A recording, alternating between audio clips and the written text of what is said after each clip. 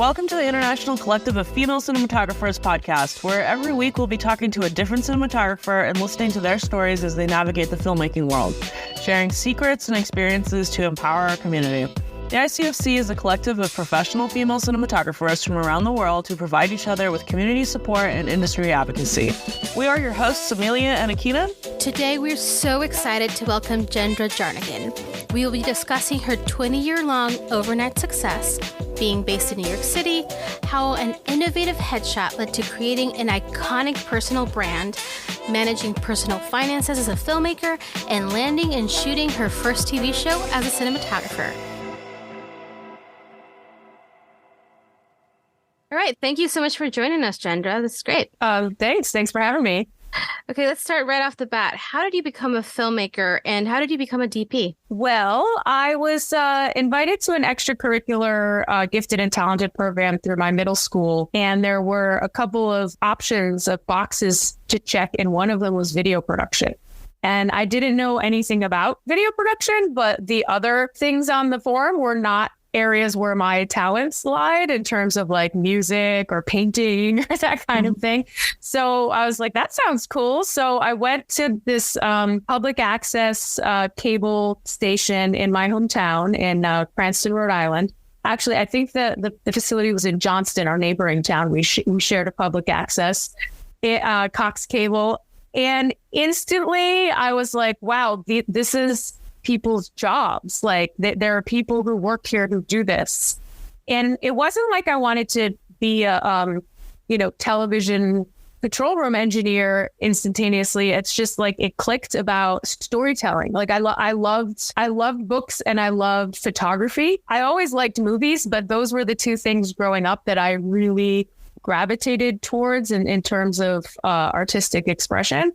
So when I saw this video public access station, I was like, wow, people make movies. Like that's somebody's job. So I was instantly interested and excited and impassioned in that direction. And I stuck with the program for a few years and learned probably about 2 years in that there was a cinematographer's role that was not the director that made these kinds of choices and had these kinds of responsibilities, because up until that point, I didn't have any exposure to it. And I only knew, back in 1986, we're talking, there was no DVD making of featurettes. It was, every once in a while on PBS, you'd see Steven Spielberg, some, director and actors behind the scenes kind of thing, but no mention of any of the other artisans. So once I found out that what the cinematographer's role was, I was pretty surprised that I don't actually want to be a director. I want to be a cinematographer. That's where my interests and talents lie. So I went to NYU undergrad. And when I entered as a freshman, I was pretty clear that I wanted to be a cinematographer, but also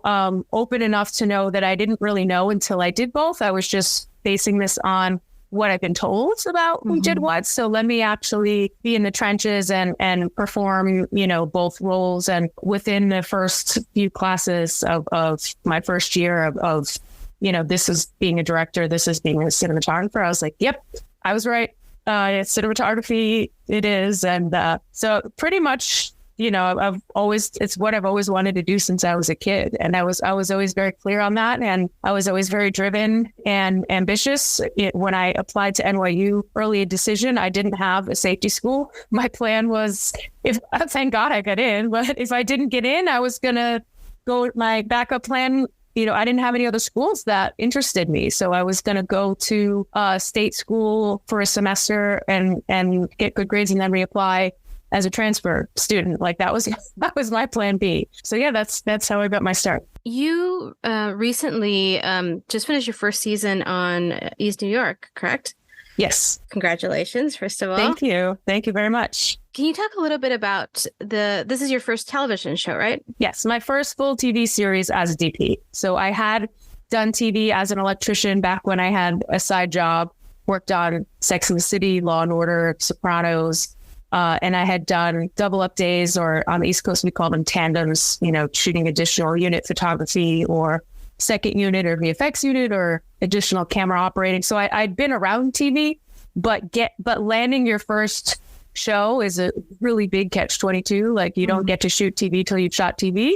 And most people's first TV series, as a DP comes from being promoted from being the A camera operator. And I knew that, but I already had an established DP career in indie films. So I didn't want to go take a job as a camera operator on a TV series just for the hopes of it leading to getting promoted. Like, oh, okay, hopefully this show will come back for another season, and hopefully the DP won't return, and hopefully they'll promote me. It was just too much of a chance without a guarantee that I was like, okay, I'm going to keep, shooting films and keep trying to break into TV. And it was really, really hard.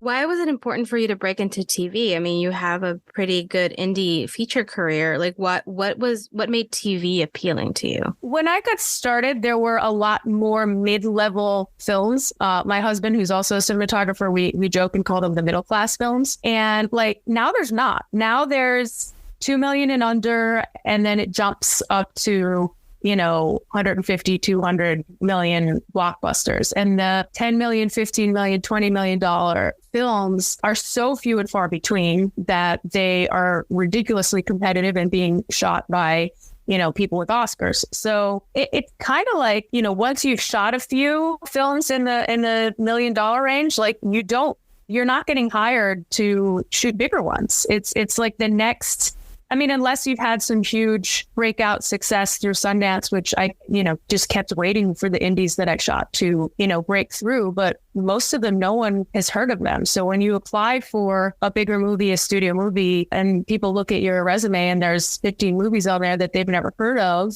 it's sort of just like next. And they don't even get to the point of looking at your reel. Like it's so competitive. If they don't recognize your credits, it's kind of a dead end. So, I'd figured that television, is the next step up career-wise. Once you've shot a few indie films, that's where the eyeballs are. That's where the budgets are. I was getting frustrated with the lack of resources and being called to shoot a movie in that was shooting in 15 days, or, I wanted to work. I wanted to grow and work on projects with bigger budgets. And I wanted to work on things that people were going to see and that people would have heard of. So there's so much content and series out there right now. Even if someone hasn't seen any given show, like East New York, it's likely that they've heard of it. So it's like, okay, you don't even have to have seen my work. And now I'm in a whole new category of employability just from having shot a primetime network TV show, whether who's ever, looking into considering me for their movie has seen it or not. And they're like, oh, wow, okay, she's done higher level professional productions. And now, it just opens a lot of doors for bigger projects. So that was primarily my interest in TV. It is, it's almost like features are dead. Really, really sad to say that. That's so hopeful to hear, because all of us are in the same path. We're trying to catch that same path. I was wondering if we could backtrack a little bit and talk about what happened after school. Exactly, what did you start out? You started out, I know you tried ACing for a little bit, right? Didn't work out for you, but like...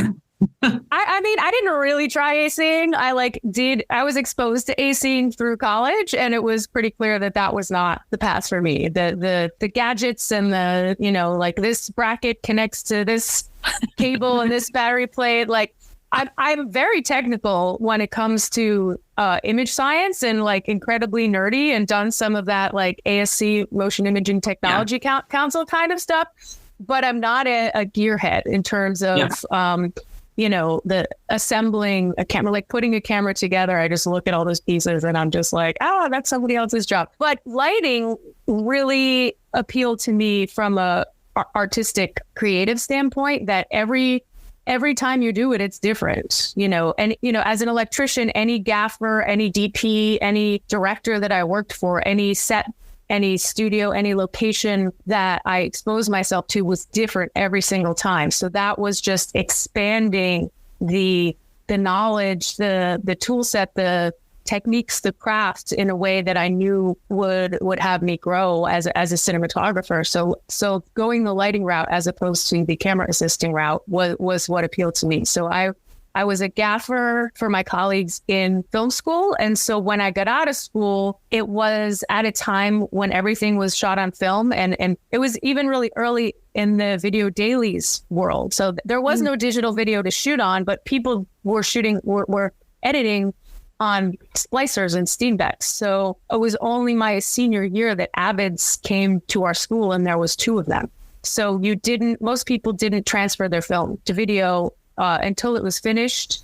And then that cost another few $1,000s. So unless they had a really strong finished piece that they were proud of to show as a calling card, most films were really just exercises for school that were never transferred to video. So you didn't have a copy of what you shot. So you didn't get to have a reel for quite a long time. So when I got out of school, it was, okay, what can I do to make money? And it was gaffing on really tiny things. And I did that for a little while. And the only things that I was really qualified to gaff were so small that I wasn't learning anything. Like the DPs didn't know any more than I did. I wasn't working with bigger tools. So I said, okay, I'm not growing. I'm not learning anything new. So I reached out to the gaffers that had graduated prior to me that were, more advanced, like in the indie film world. And I said, I know you know me as a gaffer, but I want to take a step back and work as an electrician and be the smaller fish in the bigger pond so that I can get exposed to, bigger sets, bigger lights,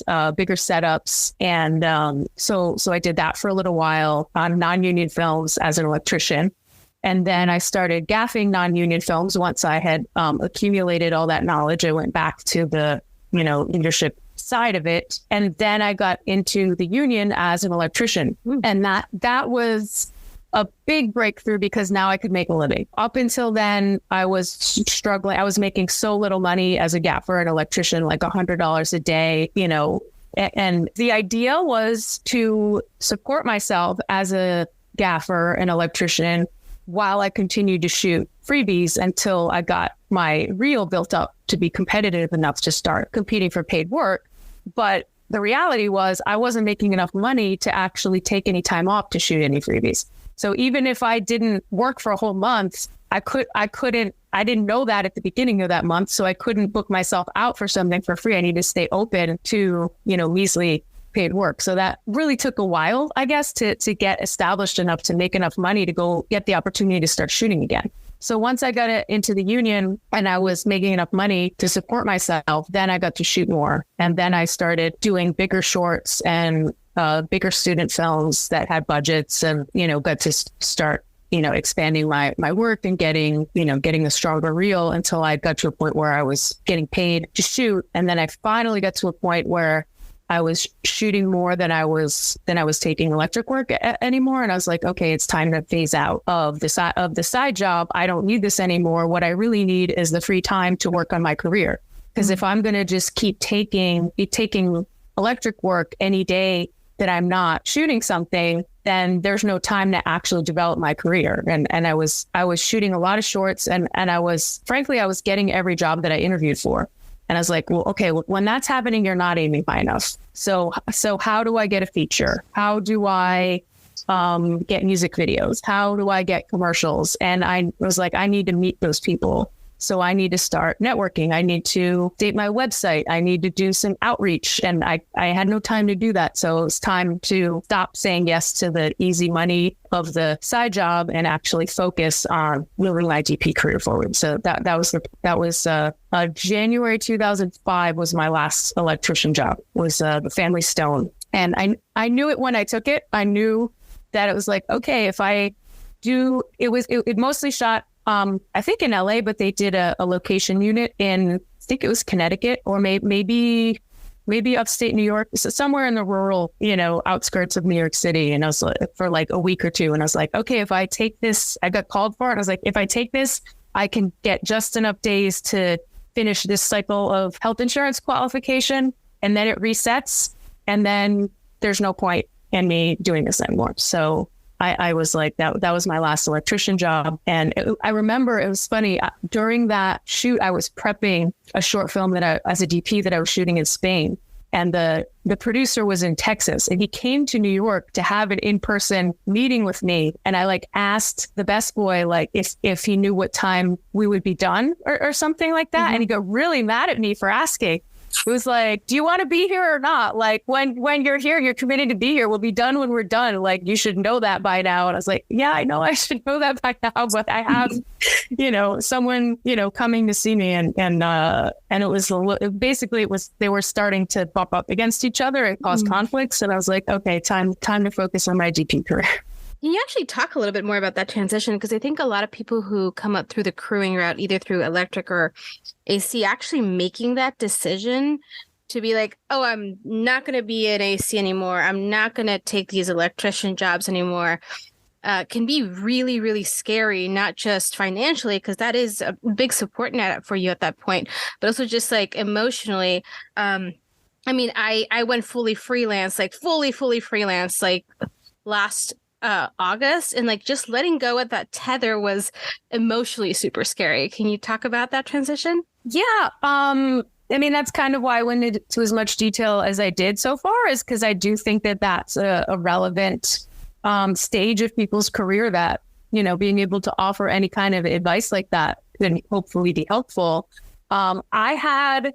I would say I had one foot out the door of my side job and into being a DP for about 3 years, where it was that transition period of the scales were tipping, where I was doing more and more DP work and less electric work. I was established enough as an electrician at that point that I had a few regular clients. Like I was sort of like a permalance state player on a few TV shows. So I was like, okay, I don't have to keep looking for work for my side job. Like that's self-perpetuating at this point. So I can focus on my DP career. And then it's like, oh, okay, I've got a window of time, or I need some money, call up my regulars and be like, hey, I'm back available again, kind of thing. So that was basically having people that I was working with that were pretty understanding, that knew like, oh, okay, I'm with you for a while. And then it's like, oh, I'm shooting a short. I'm going to be gone for 2 or 3 weeks. And that they were supportive and understanding of that. And instead of like, oh, you're not around anymore, never mind, or moving on to somebody else, like that having that established regularity had a certain level of security to it. And then that was always my end goal, was to become a full-time DP. So sort of keeping your eye on the prize is important. A colleague at the time, said to me, like, be careful, the money is a drug. And just knowing that you're going to get to a point where you're going to stop, where you're going to have to say no to redefine yourself to be taken seriously as a DP.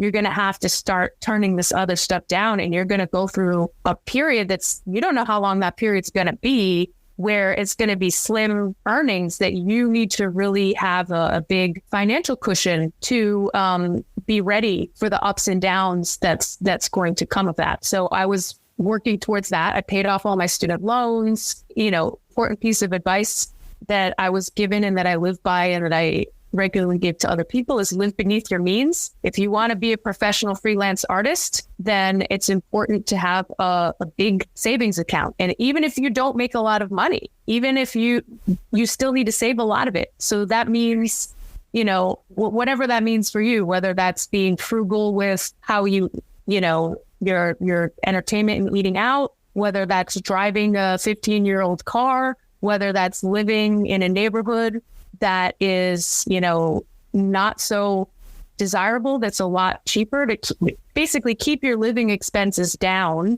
so that you can save money to have the security of the time when you might not be working. And then also for when you're ready. The goal is you want to be able to say yes to the jobs that are going to advance your career, not the jobs. And those are very often, being a cinematographer, at the early stages of your career, those are very often not the money jobs. If you want to just go shoot reality TV and, make a bunch of money for an extended period of time, like that's something you might need to say yes to if you're not going to make your rent. But if you've saved a lot of money and you get offered, an indie film that is going to, advance your credits or your experience or your, artistic expansion, but you're being paid shit, like you gonna want to say yes to that feature. Those are hard to get. It's hard to get a job that pays you crap there because you want to advance you. So when those come up, you want to be able to say yes to them. So that's, I basically, I can't stress that enough. And I'm saying this as someone who, grew up poor and didn't have the financial support of my parents, not because they weren't supportive, but because they didn't have the means, and who, started from nothing. And it took a really long time. Frankly, it took longer then than it does now in terms of, if you have good work and something to show for it, people can see that and you can advance quicker than I did back at that time. But I don't want to make it sound like, oh yeah, that's easy for you to say, take your parents' allowance and, take your money. It's like, no, I was working minimum wage jobs. I was working 30 hours a week, at my work study job in college while taking a full course load. Like I worked my ass off, probably harder than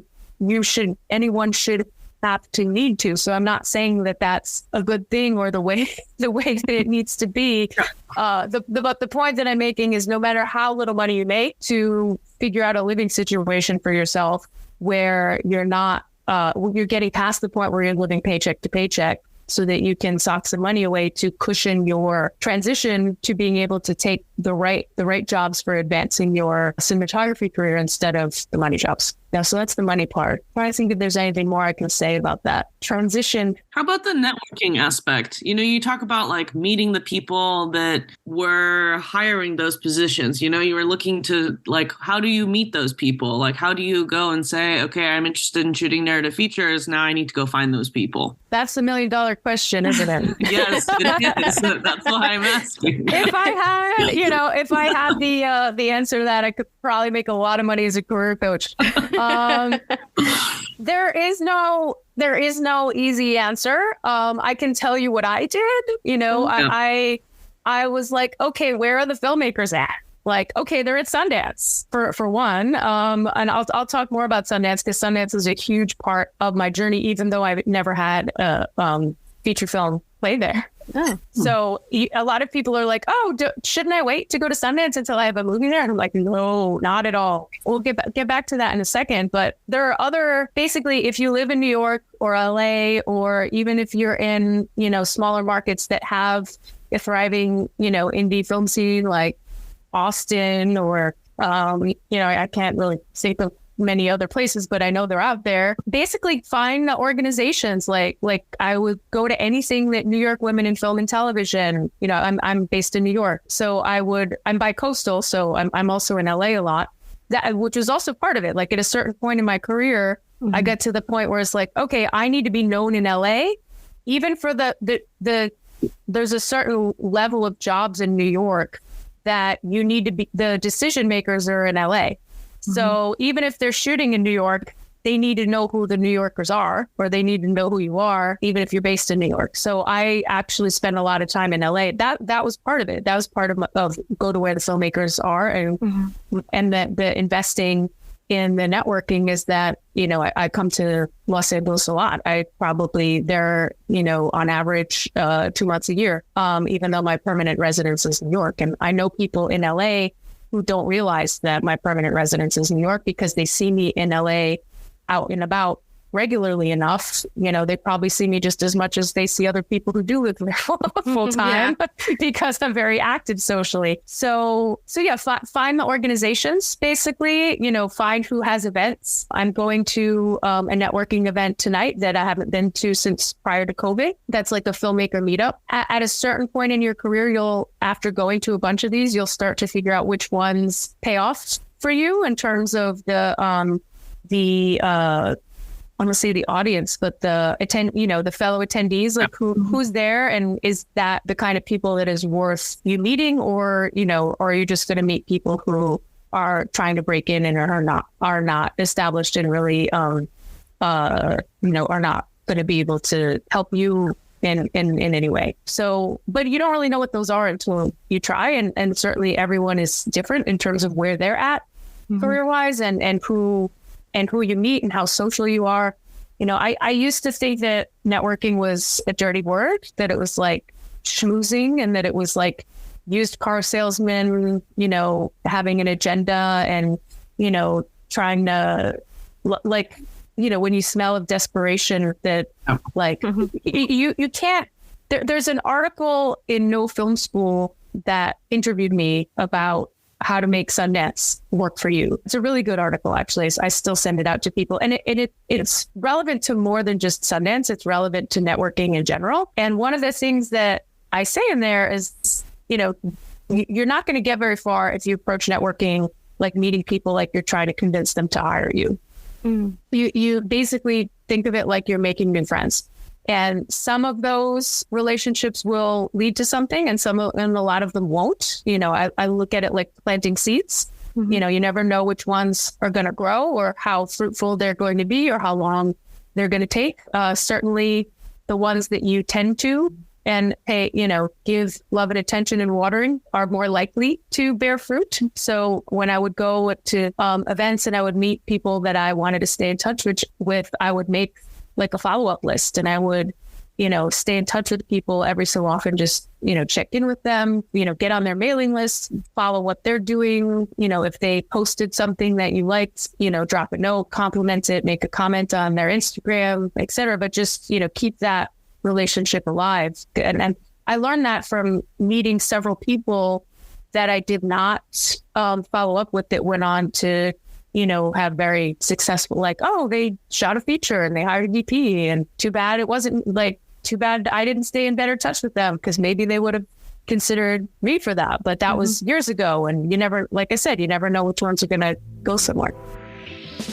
Need to hire an underwater cinematographer in the Caribbean? Or a drone certified cinematographer in South America? How about a Mandarin speaking cinematographer that can work in Europe? We gotcha. Our comprehensive database of over 300 members is searchable by location, language, specialties, affiliations, and genre/categories. Visit our site now and find your next superstar collaborator at icfcfilm.com. Well, since you brought it up, let's talk about Sundance.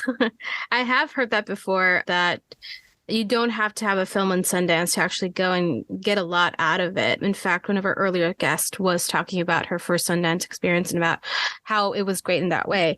Can you talk a little bit about how it's impacted your career, since you mentioned it? Yeah, the first year I went to Sundance, I had a pretty high profile short film that I had shot that I thought was like the best chance of anything I'd ever done to actually get in. And it didn't get in. And when it didn't get in, I found myself more disappointed that I wasn't going to get to go to Sundance than for the success of the film. And I realized, wait, I could just go. Like if what I'm like disappointed about is that I don't get to go to Sundance, why don't I just go to Sundance? Because clearly I want to go to Sundance. So I went for the first time in 2005, and it was so fantastic and so impactful that I'm like, I'm coming back every year. And I got to a point where pretty much for the first several years, all of my best jobs of the following year were direct results of relationships that I had made at Sundance. So that happened many years in a row. And I got to the point where it's like, I turned down work in January in order to go to Sundance. That going to Sundance was more important to me than any one particular job. And I only missed one because I was shooting it in Tanzania. Oh, cool. And another time I got booked for a docuseries very last minute, and it was shooting over the first weekend of Sundance. And I already had my Sundance tickets and my condo and whatnot. So I flew to Sundance, got unpacked, got my stuff situated, flew back to New York to shoot, and then flew back to Sundance. Whoa. So even though I had to take this job, because it wasn't a one-day job, it was like a 10-week job or something. But it's like, if I wasn't available for that first shoot, I was going to lose out on the job. So I still wasn't willing to miss Sundance. So that's how strongly I feel about Sundance. Now I'll tell you why. Sundance is a really, really special community. Everyone there is there because they are serious about film. So there is an openness and an accessibility that it's part of what makes it special versus like Tribeca is that everyone is taking over this mountain town. So it's like this bubble, this isolated bubble. Unlike, for example, Tribeca, that just is happening in New York City. And if you're waiting in line for a movie, probably most of the people standing with you in line are just New York City civilians who like movies and want to come, see what's at Tribeca. Whereas at Sundance, chances are everyone is involved in the film industry in some way. You had to go there. You had to go there. And so there's people instantly take you seriously if you're there.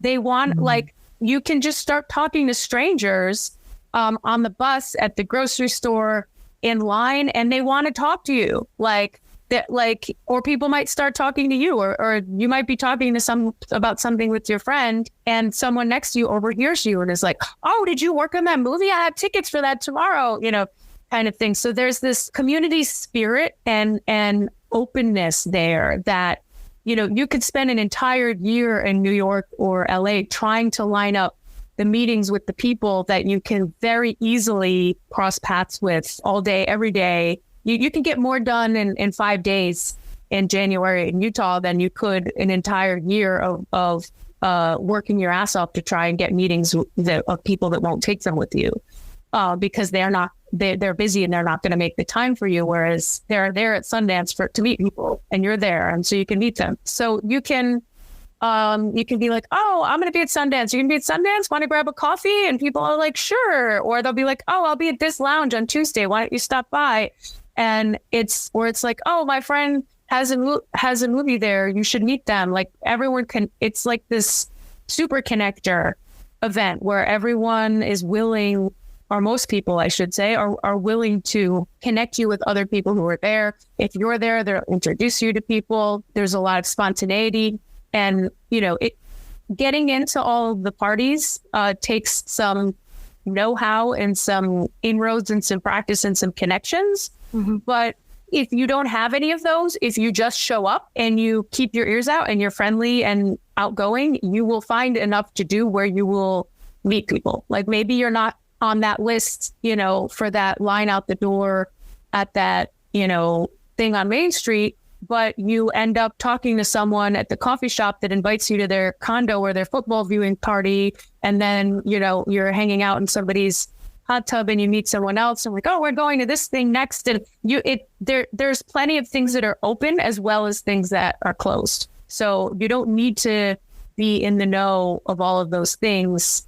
As long as you are outgoing and there's people to connect with everywhere, and you can get a lot out of it, even if you don't necessarily know how to get into the parties. Pivoting a little bit, if you could give advice to like 23 or 24-year-old Jendra, what is something you wish you knew when you were starting out? I wish I knew how much bigger LA was than New York in terms of the industry. I have advised many people at the start of their career, like, "Oh, I'm going to move to New York or LA or this place or Atlanta or that place or whatever. Where should I go?" And my answer differs depending on what their interest is. But like if they want to work their way up through the crew ranks, I've lately been telling them to move to Atlanta. But if they want to be a writer, I tell them to go to LA. So I really didn't have a grasp until I started going to LA how much bigger the industry was in LA than New York. And the reason I had not moved to LA permanently is because I have gotten, pretty established in New York, as has my husband. So I don't want to just give up everything that I've built here to go and move there. But if I had started there, I do wonder, now I've shot my TV show and I have a lot of hopes about what that might open up for my career. But until that happened, I was struggling and I was frustrated and I was, banging my head against a wall about trying to break in. And I've been doing this for so long and I'm getting older and I'm not getting anywhere. And I was wondering, I should have moved to LA 15 years ago. How would my career have been different if I moved to LA? So that's one thing. Well, not if there's anything else. Yes, I spent too long early in my career focused on the technical and the technology.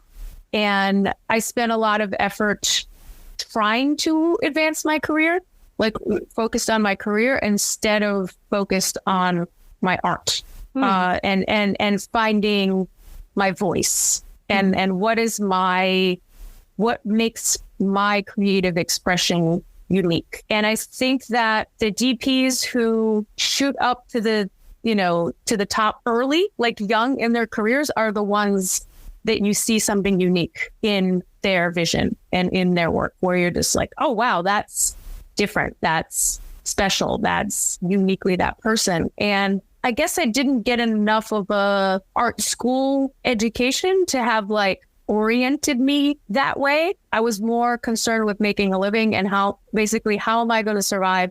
How am I going to get hired? How am I going to get people to notice me? And a lot of that was focusing on the technical, because that was, when you are working on yourself, there's like what what you know that you don't know, and then what you don't know that you don't know.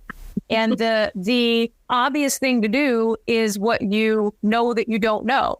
So it's like, oh, there's a new camera out and I haven't used it yet, or I don't have that much of an understanding of anamorphic lenses, or like wherever the gap that you can see is. And then like, okay, I'm going to go test things and educate myself about this, and, read articles and talk to mentors and like, further my understanding and exposure and knowledge about this topic or this subject matter. And it's like a lot of that's out there that you're like, oh, I need to be better. I want to understand filters more, like whatever topics you can think of. That there's ways to go.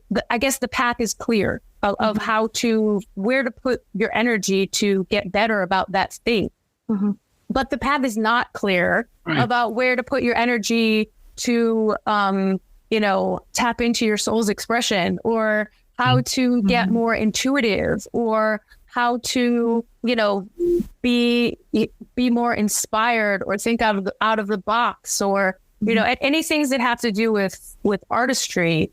It's just so nebulous and unclear. So I guess I was more scared of that, because I didn't know what to do with it, or I didn't know how to develop it. So that's something that I wish that I had figured out earlier. Well, what was your approach to developing this, or the artistry of this job? I just looked at what inspires me, like what kinds of things, when I do them, when I see them, when I'm exposed to them, do I feel most excited, inspired, alive inside, etc. And released the idea that has to come from, other people's work in film, So it was like, because that's where I found those things, was like travel. International travel is incredibly inspiring to me. I love going to museums, street photography, the presence of, not planning a photo shoot where I've come up with an idea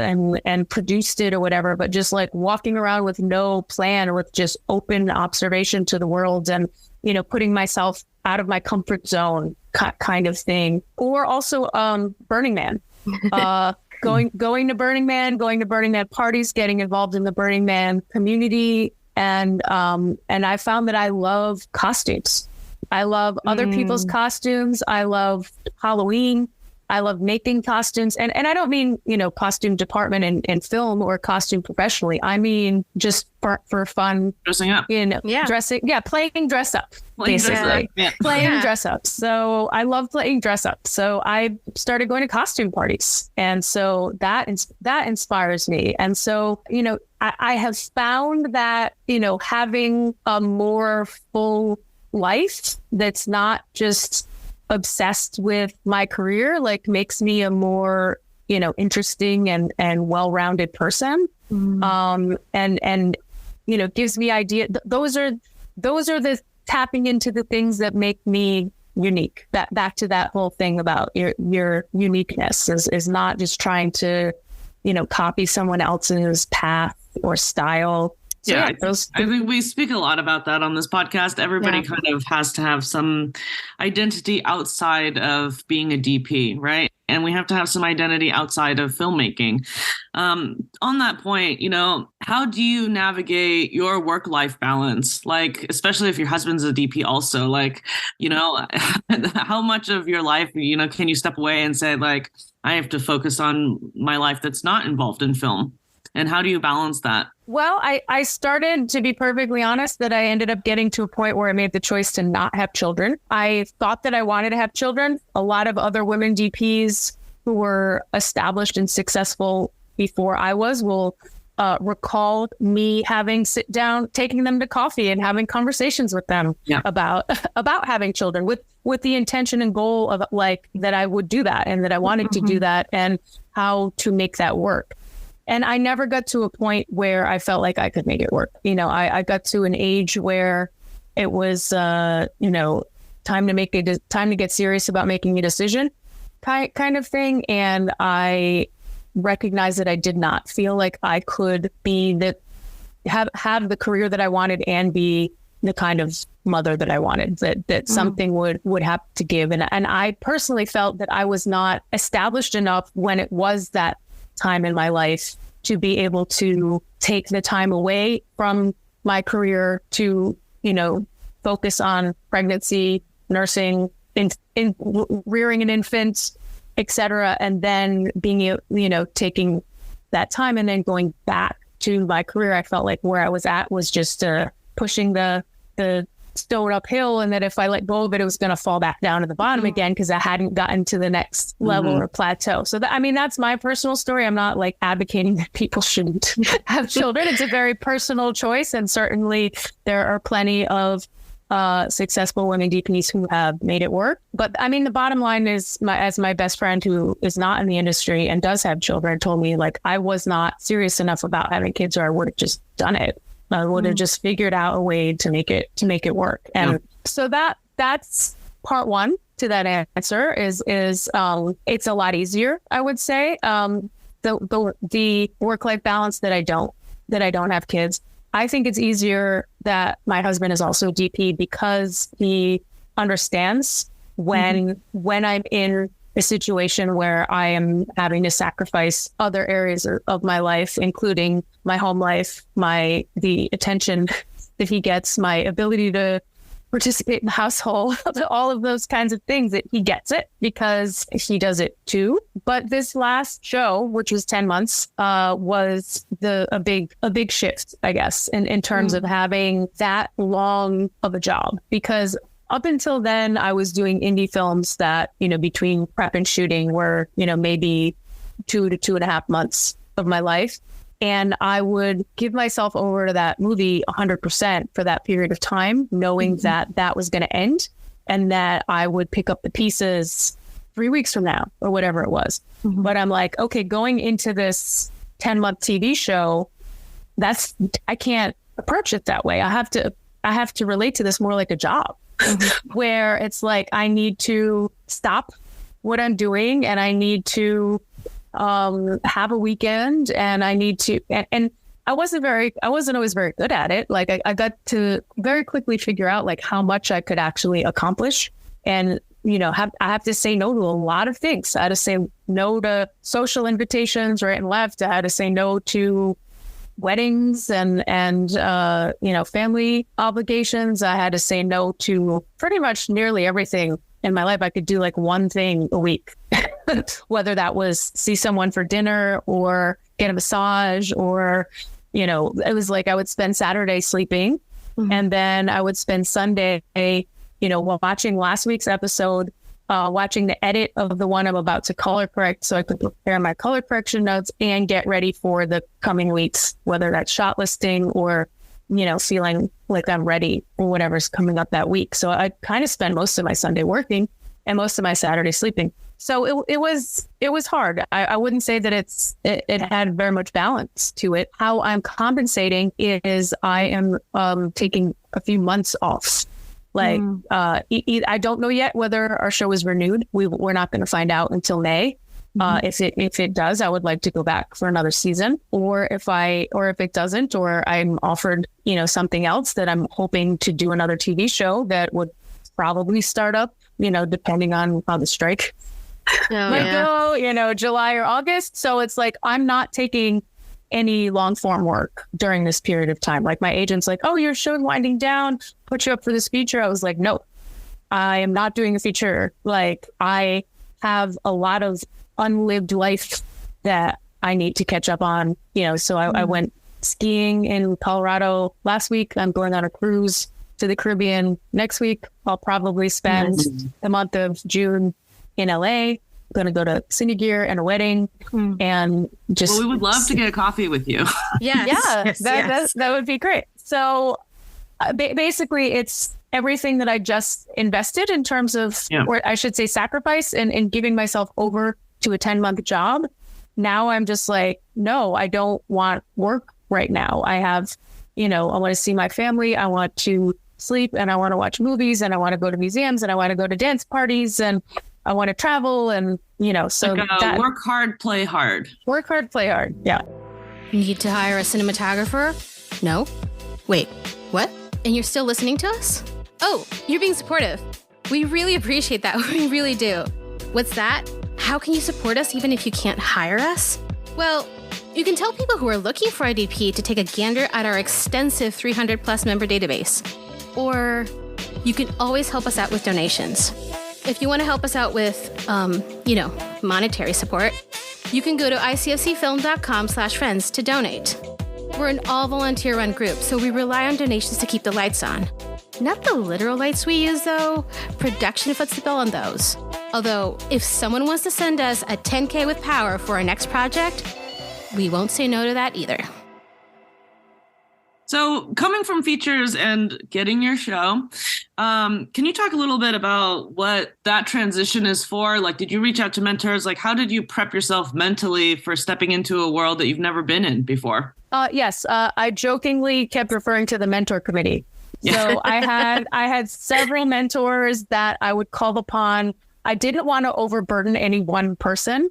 So I would sort of like spread out I mostly called upon my mentors in the prep stage because this was a season 1 show, and I had done one feature film where I was involved, where it was all sets, and I was involved in weighing in on the design of the sets, like where do I want the windows and how tall do the walls need to be and like those kinds of things. So I had done that once, and I had shot on a TV show, The Family, where I was the tandem unit DP, where I was shooting sets that had not, that were only existed for the scenes that I was shooting them for. So I was establishing those sets, but I wasn't involved in at the design stage to say like, oh, I need these. I want wall sconces over here, and let's put the window on this side, and that kind of thing. So that was, definitely talked to a bunch of people about anything that was like, I haven't done this before. There's got to be things that I might be missing or that I don't know. So sometimes I would call someone about something, assuming they're like, oh, is there anything I should know about whatever? And like, they're like, no, you got it. It didn't really necessarily amount to anything concrete, but at least it made me feel better. That it was like the first time that I did a big stabilized head car mount rig, and it's like, oh, do I want, a matrix head or a lever head, or what's the difference between that head and this head? And my key grip was very good about advising me about that kind of stuff too. But like, I called up Bill Bennett and was like, who specializes in car commercials. And I was like, hey, can I talk to you about, different kinds of stabilized heads and what I'm doing and what's the best choice for this kind of thing. So definitely, yes, having people that you can call upon when you're leveling up, to be like, okay, I'm getting into territory that I haven't done before. Let me set myself up for success by talking to the people who are expert in these things to make sure that I don't make any rookie mistakes. So basically having that humility, I guess, to call people like, hey, I haven't done this before. Can I ask you some questions? Instead of pretending that you're supposed to know everything.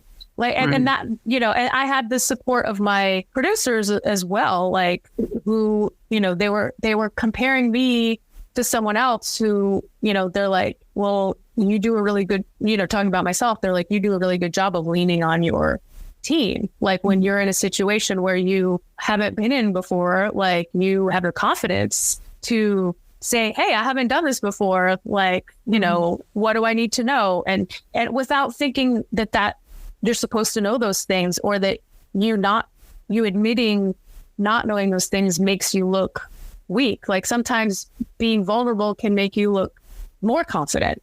because you're like, I don't, nobody knows everything. Well, I think that sometimes there's this like, fake it till you make it. People don't think that they're going to get the job if they've never done it before, right? People can see right through that. I know, but I think that there is a mentality there, right? It's like, oh, like if you've never done any of those things, then, you can't get the job. And I think people just lie a lot of times, I think. So I'm not a good liar, and I'm not a believer. I don't. The right approach. Yeah. No, I mean, like, for example, if I was in an interview and someone were to ask me, like, have you ever done X? That was something that might be key to that show's approach, and it was something that I hadn't done. I would say, no, I haven't, but I'm familiar with, A, B, and C. And I have, relationships D, E, and F that I can call upon, oh, I'm friends with this DP who won an Oscar for that, thing that's related to that. And I can give him a call. And so, I think that having an answer as to what would you do in the situation of something that you're faced with that you haven't done before is sort of like, oh, they can handle this. Like it's not like I said, not everyone has done everything. And especially if they know that you haven't done a movie this size before, then they probably realize that you haven't worked with XY machine before or something. You'd be like, oh no, I'll just ask my key grip. And I think the confidence comes from the leadership and the big picture knowledge of like, how do you use this tool? Like, what would you use it for, and having familiarity of like what's out there, but the actual, nuts and bolts of it, like that's somebody else's job, not yours. And so it, as long as you can speak to it in a way that you don't come across as intimidated by it or like, oh shit, I have no idea, what that is or something, Or actually, I've said that sometimes, not the oh shit part, but like if someone's talking some, piece of equipment or something, I'd be like, oh, I'm sorry, I'm not familiar with that. And then they'll say what, and I'm like, oh, like the Fusima, what's it? Oh yeah, I use that on this other thing, and instead of just pretending that you're like, oh yeah, well, okay, no, sorry. But I mean, I know you're also very, very technical, as you've said. And I know that you've also been part of the ASC technical committee. Is that right? The Motion Imaging Technology Council. Yeah, it used to be called the Technology Subcommittee, but they renamed it because it's got so many subcommittees within it that they're like, it's not really a subcommittee. It's a... The other thing about it is it's the only, I don't know about only, but like, yeah, I guess the only committee of the ASC that's open to non-members. So it's a lot of associate members. It's a lot of manufacturers and a lot of, manufacturers with long history of customer relations in the industry end up becoming invited to be associate members. But it's also people who are interested to be involved. So it's like if you put in the work, to help with the committee, the lens subcommittees, Slack group, or whatever the different things do, or like, oh, we're doing the tests for these solid state lighting stuff, they'll embrace people's involvement who are willing to be involved. So I think a lot of people don't know that. They think that the ASC is this very closed thing, but the Motion Imaging Technology Council is something that, if you want to get involved, it's something that's open to people. Well, let's talk about that. How did you get involved, and why was that important to you? I'm trying to remember how I got involved. It was either through one of my mentors, David Stump, ASC, who's the head of the camera subcommittee, or my friend Donna Kinsky, who's a DP in LA who does a lot of work for the ASC and a lot of volunteering with the ASC and a lot of they call it MyTech for the abbreviation. And maybe probably a combination of both. Is that when I would be in LA, it would be like, oh, there's a meeting, this Tuesday about the solid state lighting committee kind of thing, and be like, oh, I'm interested in that. I'll go to that. Like, for example, I went to that one because I was doing a panel for Local 600 on the East Coast about LED, emerging LED color science in LEDs. So it was like, oh, these are the people who do this stuff. Let me go to this committee meeting and connect with these people. And so that was one of the reasons why I did that one, in terms of like, why was it important to me? Otherwise, I just thought it was a way to be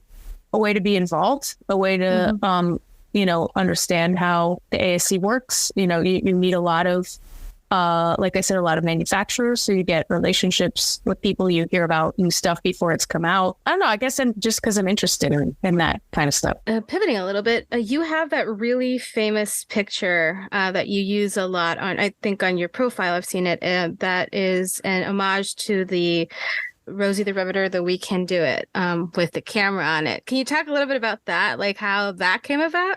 Yeah, that's, I love talking about that. So I did that as a photo shoot for my business card in 2010. I had a really fun electrician business card. And then I saw the power, people's response to having like a really awesome card. And I kept wanting an awesome DP business card. And I kept not having any good ideas for one. So it would be like, oh, my stack of cards is out. I just got to order new ones. And they were kind of plain and boring and matter of fact. And then I had a friend who was a photographer who was at my house, and she had a really cool business card. And I was like, hey, can we brainstorm ideas for a new business card? And she's like, yeah, sure. So she started asking me branding questions like what makes you different from your competition? What do you want people to think of when they think of you? What do you stand for? Like those kinds of things, to like leading questions to start to help, ideate where this is going. And I said, it was around the time that I was starting to embrace the fact that I was a woman DP as opposed to trying to ignore it or hide it. Like again, we're talking 2010. So at that, and I'd been working as a full-time DP since 2005 and as an aspiring DP since, got into film school in 1992. So I've been at this for quite a while. And, early was just in trying to be taken seriously, just denying my femininity and just trying to be one of the guys and, basically making it like, let's overlook the fact that you're a woman. Like, it's irrelevant. And then I got to the point, I was like, no, that's what makes me unique. That's what makes me special. There's very few women DPs that are, established in the industry at that point. So I was starting to embrace that. So I was like, okay, I want to do something that is like, like girl power, like Rosie the Riveter. And I like held my arm up, like making the fists, the bicep flex that Rosie the Riveter does. And when I did that physically, when I was like, like Rosie the Riveter, I realized it was like I was holding a camera. And that like when I made that physical motion and then it was like this aha moment, like this, oh my God, Rosie the Riveter with the camera. And it was like, okay, that's it. The conversation, we found it. Like, don't need to go any further. That's the answer. So my friend I was brainstorming with, her name is Annika Schoneveld. She's a director.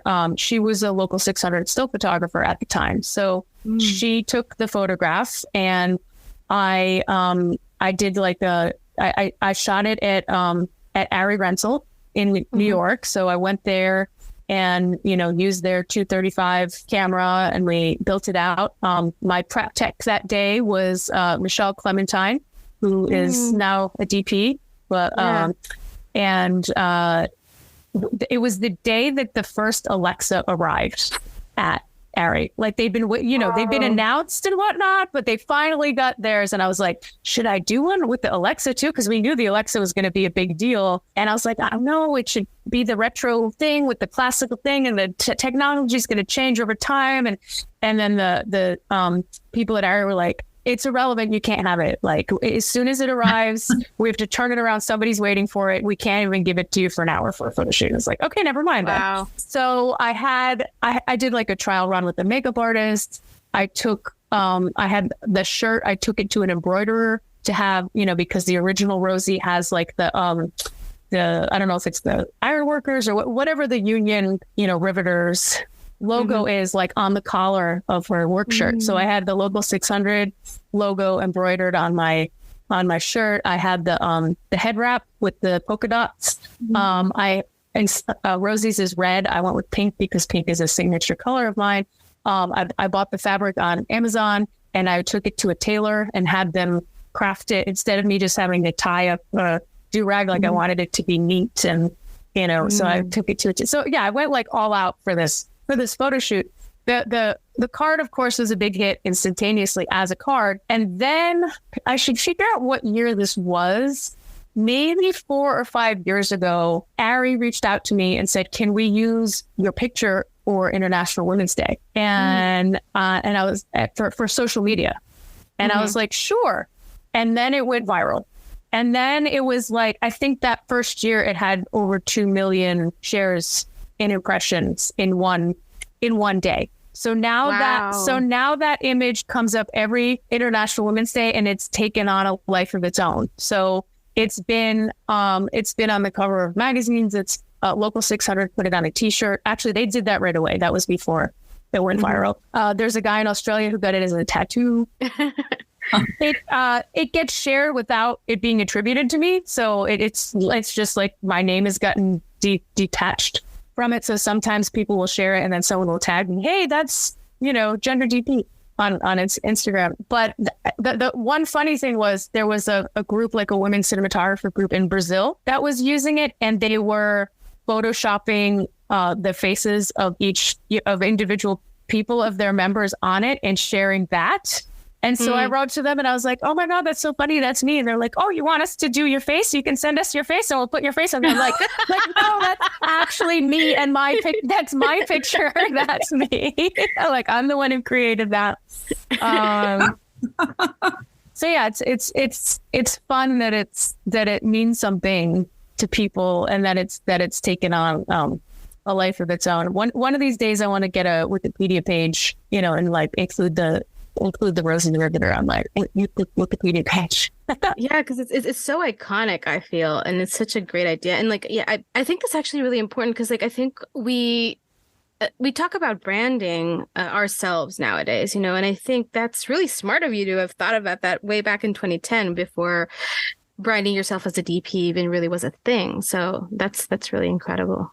Yeah, I mean, when people see it, it's like, wow, that's great branding. Like, I've had people see it and be like, "I want to hire you just based on that." Like, what that tells me about you and who you are and what you're like, I want to hire you based on that. Yeah, that's amazing. That is really, really amazing. B-Cine is a woman and Latina-owned boutique camera rental house based in Los Angeles. They are passionate about the nuanced design that goes into visual storytelling, and as such, are committed to supporting filmmakers tell their stories with the best tools available. Plus, for busy cinematographer or camera crew parents, they also offer childcare services during prep. So when you're looking for camera rentals for your next project, check out their extensive repertoire of optics and cameras at www.bcine.com or write to rentals@bcine.com for general inquiries. Let's put it out there, just manifesting it. If you could shoot anything in the world, anything, what would it be and why? I would like to do a blockbuster film, a really big film, but I want to do something with heart. I don't want to just do something that is, eye candy or meaningless, like Titanic. I know a lot of people like poo-poo Titanic or like shit on Titanic for being cheesy or whatever, but I think Titanic's an excellent film. I think that I agree. I think that the heart of the story and the connection and the emotion and it's not just a spectacle, it's actually, grabs you by the feels and touches people. Like, so yeah, I would love to do something like that. Yeah, that is awesome. Titanic is the reason I wanted to become a DP. Amazing. Yeah. I walked out of theaters. I was a kid. I walked out of theaters and I was just like blown away by the scope of it. And I said, I want to do that. I want to make that. Yeah. Yeah. One of my regrets in life is that my parents didn't let me watch it in the theaters. So I had to watch it at home with the like 2 VHS thing, the 2-parter. Yeah. And that was like, I think my 11th or 12th birthday party. That's what we did. Yeah. And no, but it's like, I really like it. It's a story that it doesn't focus on the spectacle. I mean, the sinking of the Titanic is the backdrop to this really epic love story. And I think that's what really touches people at the end of the day, I think. Yeah, like Walking Dead, the zombie apocalypse is the backdrop to the like social breakdown, you know, of the breakdown of the social fabric, and you know what happens when the shit hits the fan and people are you know that's why I like sci-fi a lot too. You know, sci-fi allows you to do that too. Sci-fi just puts the backdrop in a world that you can bend the rules a little bit, but they're still just human stories, right? You're just like, the human element is there. You just change the rules a little bit and put yourselves in positions that you normally wouldn't be in. Yeah. Yeah. They're lenses through which we can really examine key aspects of humanity, I think. So yeah, I would love to do either a fantasy or a sci-fi. Like, I feel like you have more creative freedom when you're freed from reality. Like, you know, I do naturalism really well, but the things that excite me the most are when you get to be more expressive. And, you know, if you have a world building story where, you know, you're not even trying to be bound by the constraints of reality, you know, like all bets are off. You can do whatever the hell you want visually and creatively. I find that very exciting. Okay, so our last question is a really big, scary, well, not really, three-parter question. So the first part is, what is your favorite movie? The second part is, what is your comfort movie? Like the comfort movie that like really makes you feel or warm and fuzzy inside, the thing you'll like watch when you're feeling super crappy and just want to feel better. And the third question is, what is the movie that has influenced you as a DP the most, or has influenced your cinematography the most? I love this question because I so often get asked, what is your favorite movie? And then I have to answer it in stages like you're asking anyway, because my answer to my favorite movie is not a helpful answer to be like, so then I have to like start answering more movies too, because my favorite movie is Baraka. And for those who are not familiar with Baraka, it is a very non-traditional movie. It's a non-narrative art film. I would not call it a documentary. It's more like a tone poem, where it's like it's shot in 27 countries in 70 millimeter, a lot of time lapse, and it's all just visuals set to music of different cultures around the world, often participating in different rituals. And it's really just about, it's not about anything. It's really a very personal experience. But what it means to me is about the ties, the threads that tie through different cultures and humanity, and how we can be, you know, incredibly different on the surface, but we're all just, you know, humans trying to connect to something bigger than ourselves. So I feel I've seen Baraka more than anything else. I will fly to LA to watch it at the Egyptian in 70 millimeter every once in a while. I bought a laser disc of it when I was in college because I couldn't bear to get it on VHS. And so then I bought a laser disc player after the fact. And then, but Baraka is my favorite film. I just can watch it over and over and over again, and it's just so deep and meaningful. My comfort movie is Lost in Translation. So sometimes when people ask my favorite movie and I say, well, Baraka, but that's not very accessible. So I'll tell you my favorite, more traditional movie is Lost in Translation. And how did you word the third part of the question? Because I could answer it differently depending on. Either the movie that like has influenced you as a cinematographer the most, or the movie that influences your cinematography the most. I don't know if I have a stock answer to that question in terms of like the most. I can talk about some films that have been impactful to me from a cinematography standpoint. Ironically, they're two different Batman movies. Nice. The first one was Batman Begins. Oh, that's shot by Wally Pfister prior to The Dark Knight. I know a lot of people really like The Dark Knight. Stylistically, I was not very into The Dark Knight. I was very into Batman Begins. I'm not a superhero movie type of person, so it's kind of ironic that I'm choosing Batman movies. But the way that it impacted me was, I saw it because, I mean, you kind of expected anything that's that big is going to have good quality cinematography.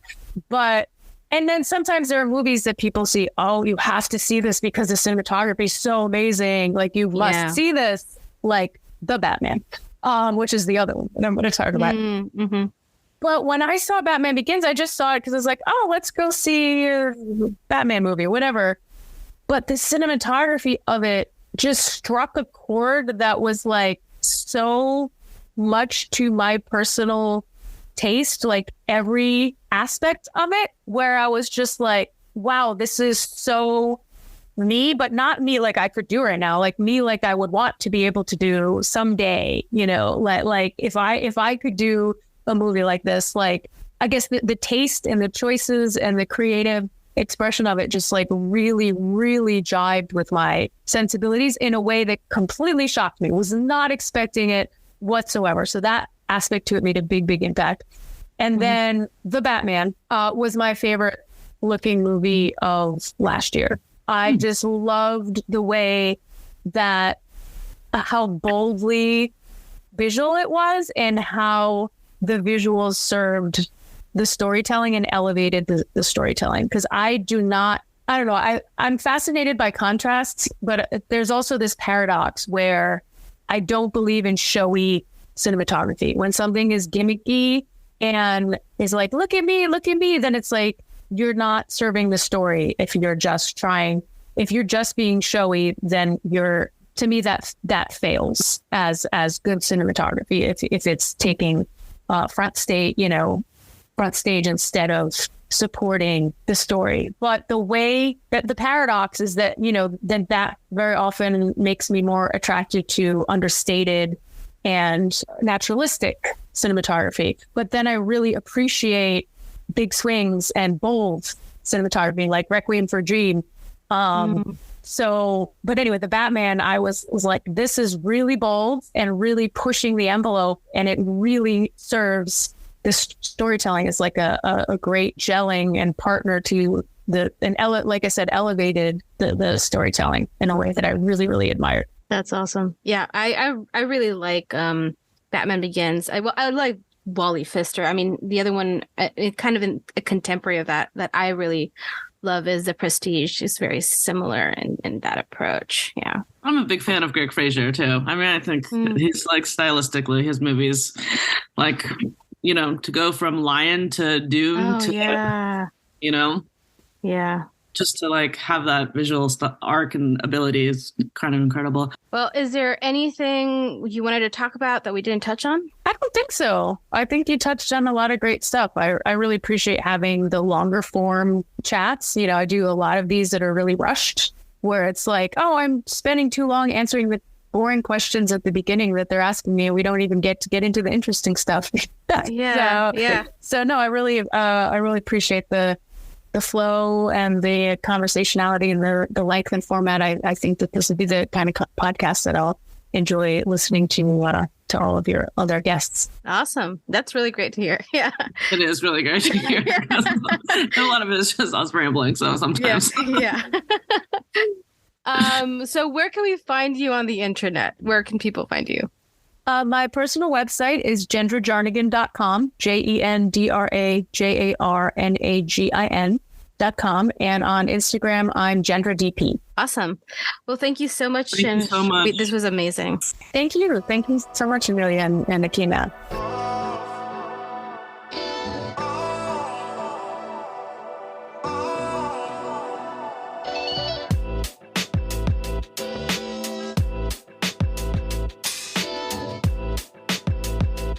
She was great. I say that about every guest, but sorry, you're eating. Sorry, I just took a bite of a waffle. Sorry. I just rang you that on that. No, she was great. Yeah, she's so like easy. She like what you're saying. She's really good at speaking. It's funny. It's my girlfriend does this Toastmaster thing. Where like you're forced to public speak every week, and it's like a group of people who have to learn how to do that. Yeah, and you can really just like some people can really speak, and she's one of those. She can really speak. And cohesively, we don't have to ask a lot of questions because it actually fulfills a lot of these questions and like fills in the answers and fills in the gaps of it. Yeah. There was a bunch of questions that I had in my head that she just answered on her own naturally. I was like, that was okay, great. Like we can just flow into it. I just really love her story about the Rosie the Riveter picture because I've always thought that's such an iconic image. I've always just loved it, and hearing that there was like the whole branding story behind it, even before like branding was a thing for us, because like I have heard or I've been advised that like you should like, for example, curate your Instagram, curate your social media. Right, but that's what branding is for us now. Like who carries around business cards? I have business cards, but they're like sitting like there's like a stack in my wallet that like I haven't given out a business card in a really long time, right? Everyone's like, what's your Instagram handle? What's your website? Exactly. But like thinking about it just as like as a picture, because I'm in a process where like I have a headshot I like, but it kind of like it was a shot I took, a self-portrait I took when I was like messing around with the Canon R5. Oh, it's a real headshot, not like a DP headshot. A DP headshot is always like the DP behind the camera and like you're looking into the viewfinder. Yeah, because I just like I've been like thinking about the bigger like the build, the better. The bigger the build, the better. And like the things like the problem is like I try to get those shots on set of myself with a camera, but I just have like a very serious face and like my hair is flying everywhere and I'm just like I feel and like I'm sweaty. It's usually like out in the I don't know. I feel like I never look like these are not good shots. Mine for years, and this is so funny. Mine for years, you can't really see my face, but it's shot through a Hasselblad through a wastefinder. Ooh. So, I mean, to me, it's always like, I just want to make like that branding element is like very like, I shoot film, guys. I shoot film. I love film. I love analog cameras. Yeah. And like the current one I have is like, I was messing around with colored lighting. So I was doing this like contrast lighting thing and I was doing like blue and red just because I was trying to see how much of that color latitude, I guess, the R5 had. And I took a really good picture of myself. I was like, this is cool. It's kind of expressive. It kind of shows like this cool lighting, but I also kind of look like a Smurf. So I'm like, I don't know if this is the best headshot. So I'm looking for like something new to put on profile pictures. And like, I've been like, okay, what's something effective that, as you said, kind of shows who I am, but also what I can do or who I can be.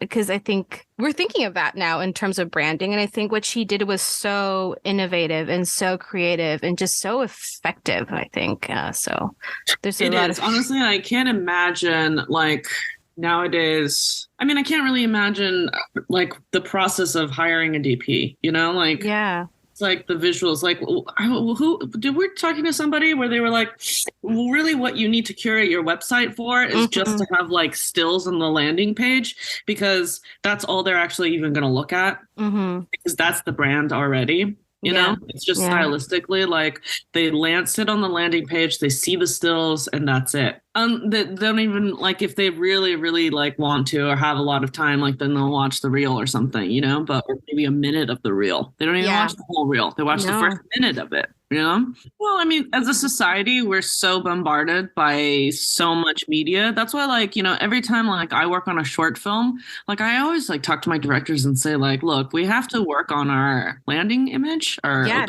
shot, and our landing or in our last ending shot. Like those things are so important. Like shorts get longer or shorter, however duration. Really, like. Even me, like there's a lot of times where like I'm 2 minutes into a short and I'm like, I'm just done. My focus has wandered somewhere, and I watch probably honestly as a DP that like shoots a lot of shorts and narrative like content, like we probably are the people who watch more shorts than the average person in the world. You know, I'm like, I don't think my mom's seen more than 2 short films in her whole life. You know, like normal people don't watch short films. It's like maybe there was a short film in front of like where do people watch short films if you're not in the film industry, right? Like if you're just a average citizen of whichever country, unless you go to a festival and you're watching a short selection, or there's like a shorts program playing on maybe on HBO that you click on, or Netflix, you know, on a streaming service, like where would you watch a short film? You don't. Yeah. I mean, you have to actively look for them for sure if you're not in the business. So yeah, I mean, it's if you're not in the film business, I don't know how many shorts people actually watch. It's a good point. That's what I'm saying, right? That's why it's like it's so important. We are just, you know, constantly bombarded with images, so we have to have like really, like I would say we have 2 seconds to make an impression to make you keep watching. Yes. You have 1 second for your eyes to adjust to see what you're looking at. And the second for your brain to say, I'll keep watching or I'm done. Yeah. You know? Yeah. I love how candid she was about her decision to not have kids. Because I think we've talked to a lot of people here that, you know, have made the opposite choice to, you know, have kids and, you know, how to balance motherhood and like all that stuff. And this is the first person we've had who like was actively made that choice. And I think it's really important to hear from that side too, you know? You know what I wonder though? I wonder if we like why is the impetus on women to have that choice, you know? Like if you had been talking to a guy DP, when I asked the question about your work-life balance, you know, like it's like there's no assumption that I'm talking about children. I'm so candid that she's talking about having children, right? But it's almost interesting that it's like I think she thought that that's what I was asking, but I wasn't really, you know. But I think that that's interesting that like women have to feel that immediately, right? Yeah, I mean, that's not a question guys get asked because it's like, you know, how do you work-life balance? How do you balance, you know, having a family with this career? Like that is not a question they get asked at all. Or because actually it's probably not a question or something they've had to even think about at all at any point in their lives, you know, because like it's not a thing. It's just. That's interesting to think that we wouldn't even ask the guys that question. Really? Yeah. Like, I feel like I'm asking that question not from a sake of like, oh, how do you navigate being a DP as a woman and then also navigating that, but like as a human being, how do you navigate this like extremely kind of high demanding job? You know, like a department head role, like DPs are like, you know, there's a lot of work involved in these roles. And to the average person listening who is not a DP, maybe they don't know the whole aspect of what a DP does, right? But no, I agree. I think that we're asking it from that perspective of like, how do you balance this? Because like having a family, no matter who you are, is a whole job in itself. You know, it requires so much work. The thing is, I'm just saying, like outside of the podcast, just in life in general, I feel that guys don't get asked that question at all, like in this industry, or they do very little. I don't know. So do we have a bias in the way that we're asking these questions? Like, what do other like DP podcasts sound like? What are the questions? I feel like we've been listening to some like. Yeah, I think there might be a bias. I think that we could definitely think that there might be a bias. I think we could be self-reflective about that. But for me, I think, and I've just had this conversation with like a screenwriter friend a lot recently who has the same kind of pressures to have a kid, you know, that we would have the same questions about having a family and being able to balance that. Because I feel that the ability to be a parent openly as a cinematographer, as a female cinematographer, is a very, very modern, very new thing. Before that, like there was a lot more stigma about being open about having a family. Like I had a classmate at AFI that had a very young kid, and like she told me 2 weeks in, and she told me, do not tell anyone that I have a kid or that I have a family, because I'm really, really scared that this is going to affect how even like our classmates at school would perceive her. And like when we were at school, like I remember this was this one panel where they brought in like all these camera operators, and like half of them were female, which was great. But the question was brought up, you know, it's like how, from one of my classmates, you know, how do you, you know, can you balance having a family, having kids? And like, without hesitation, all 3 camera operators were like, you can't do it. Like, it's not possible. Like, you have to choose one or the other.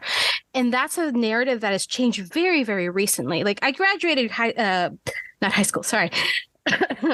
Graduated grad school in 2015, you know?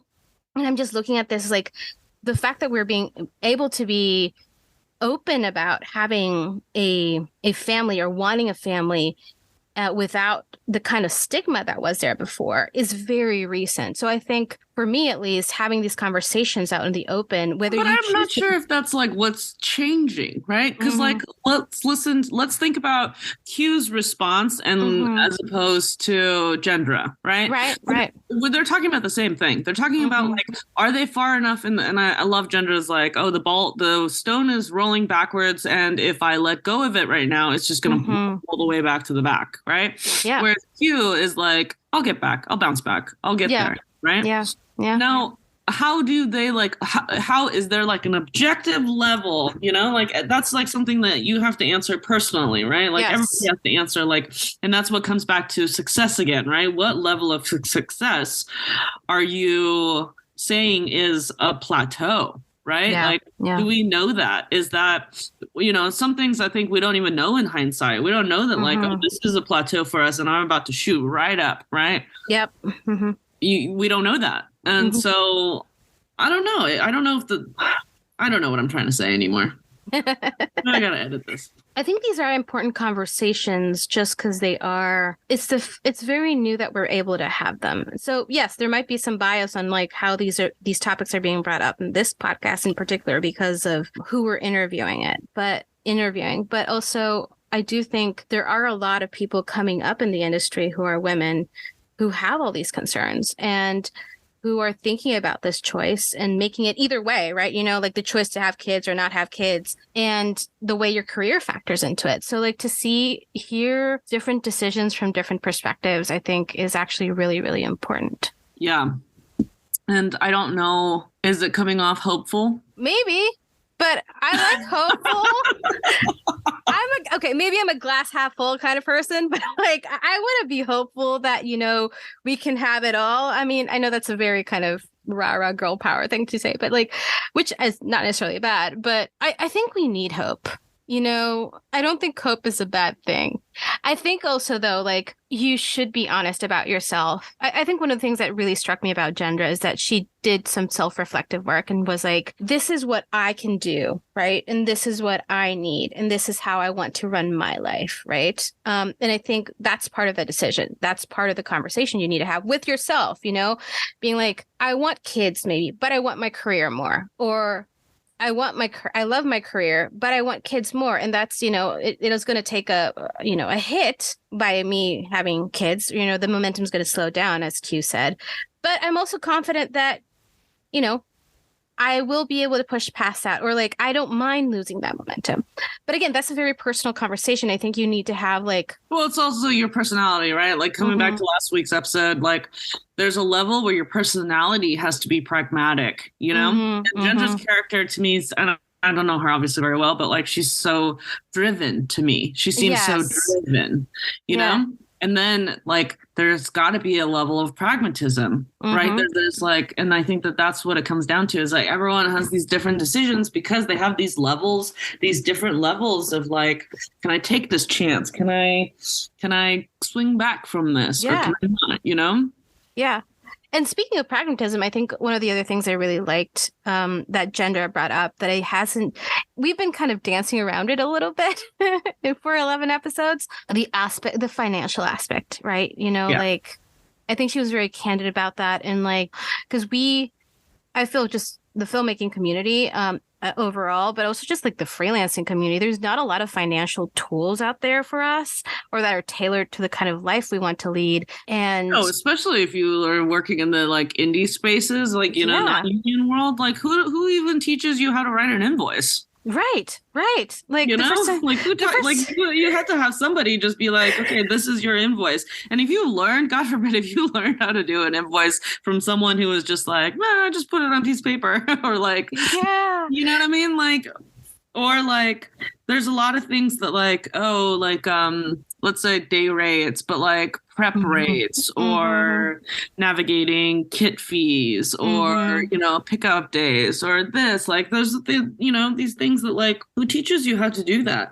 Like if you go through the union, if you like get up there, like there's a structure in place, there's a very like organized way of like timesheets and this is how we do it, but if you're freelance out there in the world and you're on a short like or on like a feature, even low budget feature, like you're just making stuff up, Yeah. I actually, my favorite part I think of our conversation is her advice that she would talk about like the technical route. I've never heard someone put it so distinctly, but like the technical avenue, there's always a way to learn those things. There's always books, there's articles, there's, the AC manual, there's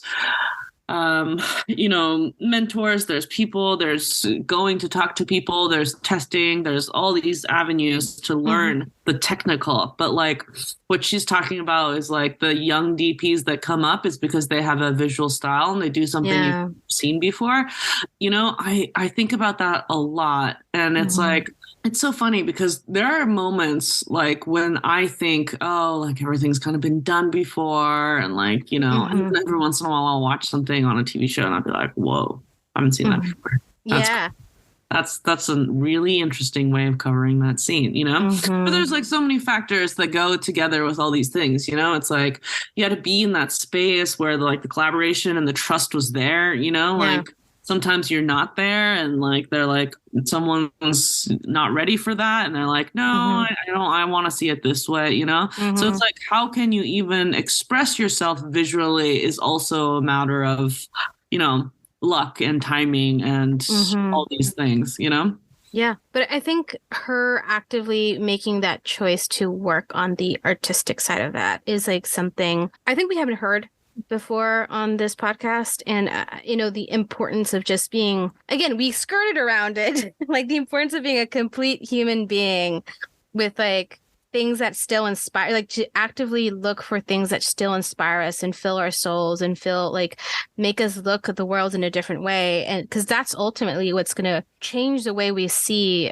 a scene, a shot, a story, and like make our voices unique as DPs. I think that's really important. Yeah. I mean, I think it's also really important that like we step out of the world of film and have whole lives, because I think this is something we've never talked about, but I do think that burnout is something that can happen in this industry as well. There's like a level of creative burnout that like, you're just like not inspired, right? There are moments in your life where like writers have dry spells. Like I think that you could like as DPs, like no one's gonna admit that, right? No one wants to talk about like, oh, I'm uninspired right now, right? Because it's like you're always looking for work and trying to better yourself. And I don't know, but I feel like that's got to be something that happens to people, right?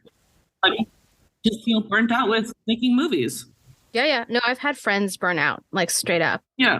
I mean, last year I was like working back to back to back to back. And then I finished a feature and then I had one short after that. And I remember my first was telling me that like, I was being so jaded and cynical. I was just like, so like, whatever. And not that like I was like giving up on the shoot, like I was still there. I was just getting crankier and crankier about little things. And I was like getting frustrated with things, and I was like, oh, like, I mean, to be very honest, I was also like quitting smoking. So, like, there's like other avenues in my life that were contributing to my mental state, Right.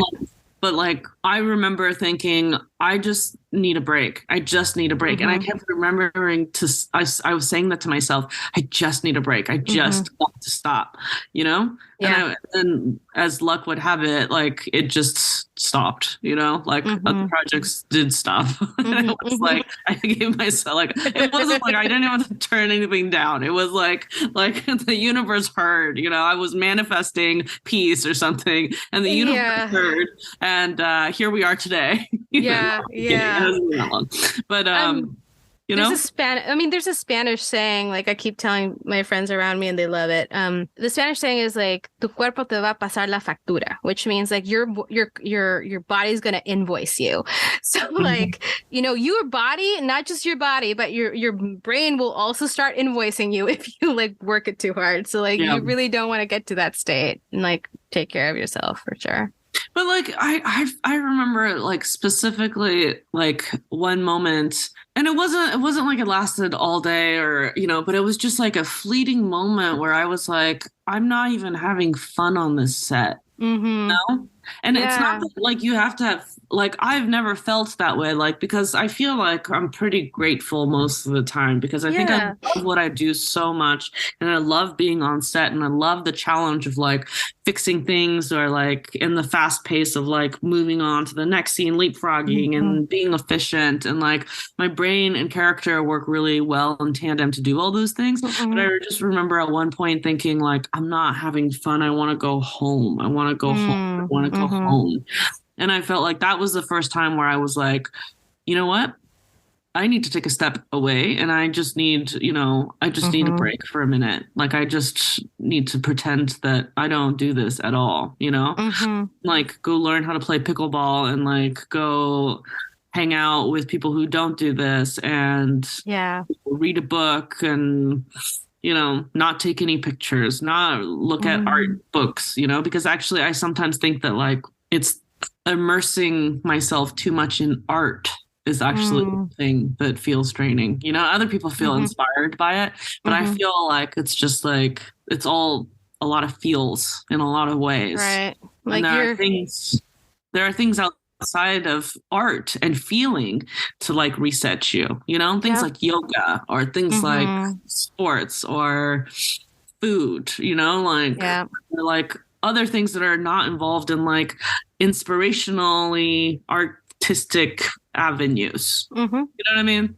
Like, don't look at art books and be like, oh, I feel something. Like, it's just like, no, I just like get away from everything like that, Yeah. Well, I mean, I have that with like movies or TV shows sometimes, because like when I'm deep in a project and like, or deep in projects or prepping or whatever, like, and people be like, oh, have you watched XYZ show? And I'm just like, no, I do not have the bandwidth right now. That was me for Euphoria. Everybody was like, did you see Euphoria? Did you watch Euphoria? Did you watch Euphoria? And I was like, I can't. I really, literally cannot watch it. I'm sure it's good. I'm sure it's beautiful. I'm sure it's exciting. I'm sure it's great TV. I just cannot put myself through that. Yeah. And like, that's how I do watch TV, and like people are like, well, what are you watching? And I'm just like, is it cake? That's what I'm like, Below Deck. I just want to watch something. Have you seen this great show? It's about people working on a yacht. In the Mediterranean. It's a really engaging show. And that's where my brain goes. Because we do need those respites. We do need these breaks, and like just having things that we do outside of filmmaking is just important. Like as Jendra said, like just traveling, or just like I think Q talking about like baking and bread, like because I relate to that, because like I bake bread, a lot, or bake a lot, or you with your pottery. No, I've talked about it many times now. Yeah, it helps, and it helps ground you. It helps you, maybe your mind just relax, and absolutely. You can come back. I mean, coming back fresh, and coming back to, I mean, even like the small things, I have a cat that like has a habit of interrupting me sometimes when I'm coloring, and like she'll just come and like, poke her paw from behind the monitor and just like be like, pay attention to me. And sometimes I'm just like, okay, Astra, go away. I need to focus on this. But sometimes I'm just like, oh shit, I haven't taken a break in three hours. Let me just take a break and go pet the cat and, chill out. And then I can come back and be more present for what I'm doing. And like, let the creativity flow, because we do need those breaks. We absolutely need those breaks. I mean, I have a 3-year-old lab, my Labrador will say, okay, enough. We're going outside to play. Yeah. We have to play ball right now. Yes. Pets, the cat has really helped me just with work-life balance on a daily basis, I think, a lot. Yeah. So. No, I mean, it was a great episode. And obviously I love New Yorkers. I think that there's an element there that my bias is already there. Yeah. Yeah. No, I also think it's incredibly refreshing and so honest to hear her talk about like how long and how that struggle was to get that TV show. And we actually didn't even pry very hard into exactly the steps of how that happened, But just to know that like it took her years and years and years of hard work and not giving up and just, I think she said it at one point, like slamming her head against the door, like, let me in, let me in, let me in. Yeah. I think she's proof of just like, you just need to stay in the game, which is kind of my mantra half the time. It's just like, all you need to do is just stay in the game. Just stay in the game. Eventually you'll start winning the game. But right now we just need to stay in the game. So. Yeah, I think in her ASC podcast episode, I think there's a quote that she quotes, I think her AD or something. And it's, if you keep staying in line, eventually it'll be your turn. Yep. You know, like don't step out of line. Don't get out of the line. Yeah, that's a really great way to look at it. Yeah. Right. I was listening to that and I was like, oh, that really resonates with me. And I was like, that's, a big core tenet of what we talk about, And so like, don't give up to everybody out there, just keep at it. If you're listening to this podcast, obviously you've either made it already or you're about to. Yes. Yes, we believe in you. We believe you can make it. You will make it. We believe in ourselves. We believe in ourselves. We believe in all of our guests. Yes. Yes. We're all on our journey. Just stay in that line. Your turn will come, to quote Jendra. Keep our community strong, Yes. And help each other out and support each other. And thank you guys for listening. Yes. Yes. Thank you for listening. We will see you next week. Or hear you next week. You will hear us next week. You will hear us next week.